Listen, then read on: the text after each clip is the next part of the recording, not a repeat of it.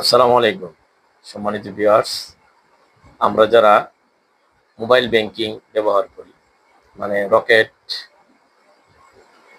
বিকাশ, নগদ, প্রায়ই আমরা শুনতে পাই যে প্রতারক কল করে আমার পাসওয়ার্ড নিয়ে আমার কাছ থেকে টাকা নিয়ে গেছে। আপনি সতর্ক থাকবেন এবং এই জিনিসটা বিশ্বাস করবেন। কোনো মোবাইল কোম্পানি আপনাকে কল করে কখনোই আপনার পিন নাম্বার অথবা পাসওয়ার্ড জানতে চাইবে না।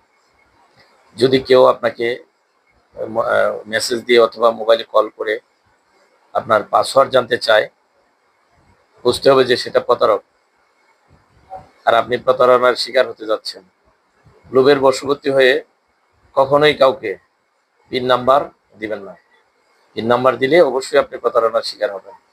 সুতরাং প্রতারণার ফাঁদে পড়ার আগে একটু সতর্ক হন। ধন্যবাদ।